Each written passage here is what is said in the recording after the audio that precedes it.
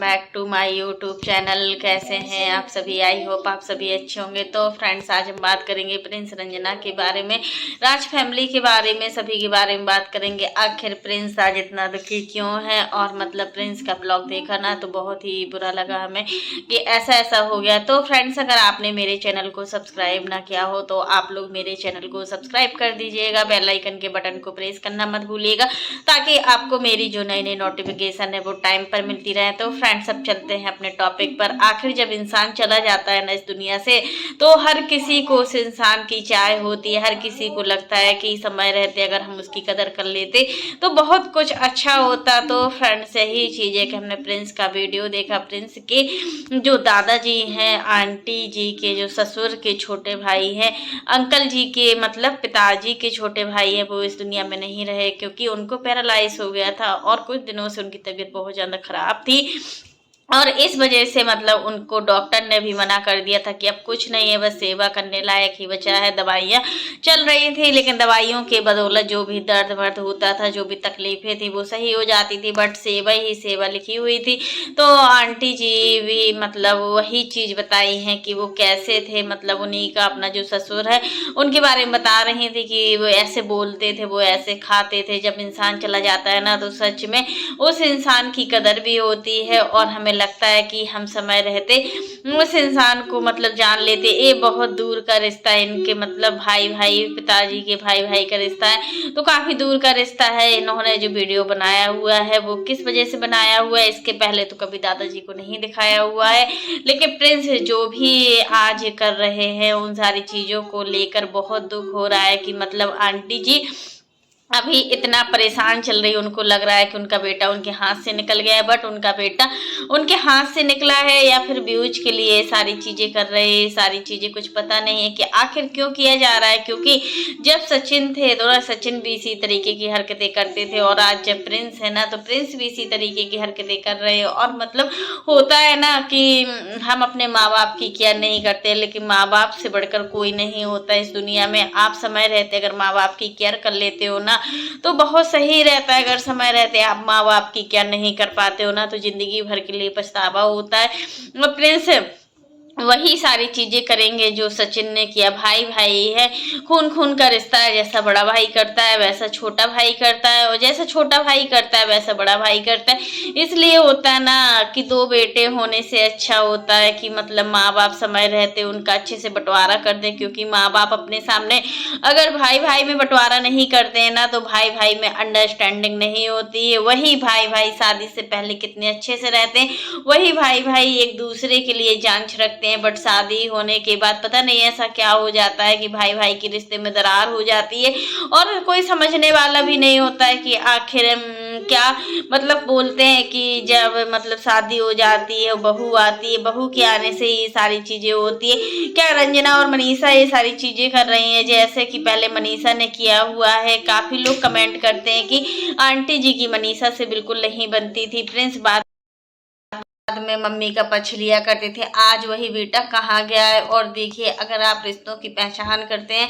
और रिश्ते देखिए कब कैसे बिखर जाते हैं ना कुछ पता नहीं होता है। आज तुम्हारे पास तुम्हारे खुद के माँ बाप है तब तुम्हें इन सारी चीजों की कदर नहीं, और जब तुम्हारे पास ये चीजें होंगी नहीं तब तुम्हें लगेगा कि हाँ समय रहते अपने माँ बाप की केयर कर लेते, समय रहते उनको खाना पानी दे देते, समय रहते उनके साथ ऐसा कर लेते, समय रहते उनके साथ वैसा कर लेते। तो अब तुम्हें पता चलेगा जब तुम्हारे बच्चे होंगे और तुम्हारे बच्चे भी तुम्हारे साथ ऐसा करेंगे, इस तरीके का बिहेवियर करेंगे, तब तुम्हें पता चलेगा कि आखिर रिश्ता क्या होता है। अभी बच्चे नहीं है और तुम अकेले हो, और अकेले में यही होता है कि मतलब हस्बैंड वाइफ जब होते हैं तो उनको मतलब समझ नहीं होती है। छोटी एज में शादी हो जाती है तो बहुत सारी चीजें होती हैं कि मतलब कोई भी चीज की समझ नहीं होती है। बहू कुछ भी अपने सास ससुर को बोल देती है या सास ससुर अपनी बहू को कुछ भी बोल देते हैं, तो दोनों पक्षों से होता है। दोनों पक्षों को लेकर चलना चाहिए, क्योंकि देखिए रिश्ता दोनों साइड से चलते हैं, रिश्ता एक साइड से नहीं चलते। अगर रिश्ते को चलाने में एक पक्ष रखा जाए ना तो वो रिश्ता जल्दी से जल्दी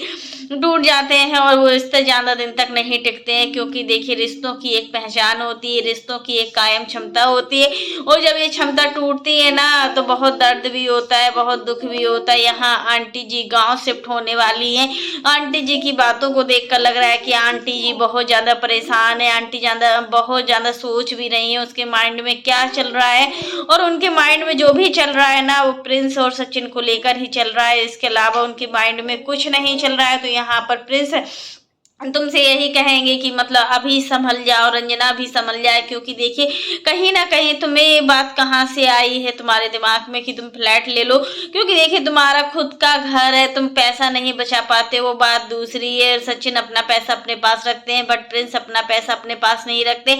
इस चीज का प्रिंस को बहुत ज्यादा दुख है कि हम अपना पैसा खुद नहीं रख पाते हैं। और रखने वाली बात ही क्या है रे यार, कुछ भी हो रे यार, कुछ भी सोच समझ के बोलना चाहिए, क्योंकि देखिए रिश्ते एक बार चलते हैं, रिश्ते बार बार नहीं चलते हैं। और रिश्ते की जो पहचान होती है ना बहुत मुश्किल से मिलती है, और जो तुम्हें रिश्तों की पहचान मिली है वो तुम्हें अपने भाई भाभी की वजह से भी मिली है, क्योंकि देखिए भाई भाभी तुम्हारे इतना सोचते हैं, सब कुछ करते हैं। आज मनीषा और प्रिंस के बीच में जो भी रिश्ता है वो बहुत ही मतलब भाई बहन जैसा रिश्ता लगता है, बहुत ही अच्छे से बात करती है, हर चीज केयरिंग से बोलती है।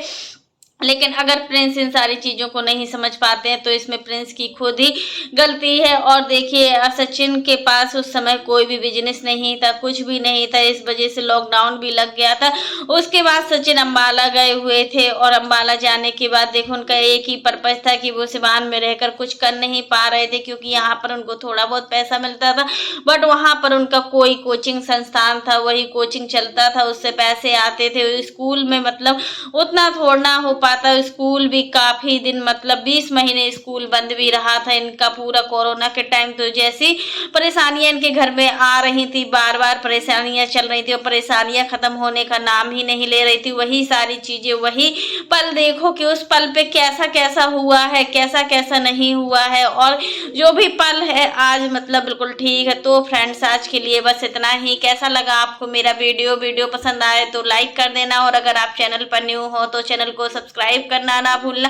फिर मिलते हैं नेक्स्ट वीडियो में, तब तक के लिए बाय, टेक केयर। इसी प्रकार की नई नई वीडियो को देखने के लिए आप मेरे चैनल पर बने रहिएगा और मेरे चैनल को ज़्यादा से ज़्यादा सपोर्ट कीजिएगा। और फ्रेंड्स आप लोग कमेंट बॉक्स में ज़रूर बताइएगा कि जो चीज़ इस दुनिया में नहीं है उस चीज़ को हम समय रहते अगर पहचान लेते, उस चीज़ की हम समय रहते कदर कर लेते हैं ना, तो इतना दुख नहीं होता है। अगर हमारे पास अभी माँ बाप है तो उस माँ बाप की हमें इज्जत करना चाहिए, क्योंकि माँ बाप से बढ़कर इस दुनिया में कोई नहीं है। भाई भाई का जो भी रिश्ता है, भाई बहन का जो भी रिश्ता है वो अलग होता है, लेकिन माँ बाप से बढ़कर कोई रिश्ता नहीं होता। और इस रिश्ते की समय रहते पहचान कर ले तो ज्यादा बेटर होता है। तो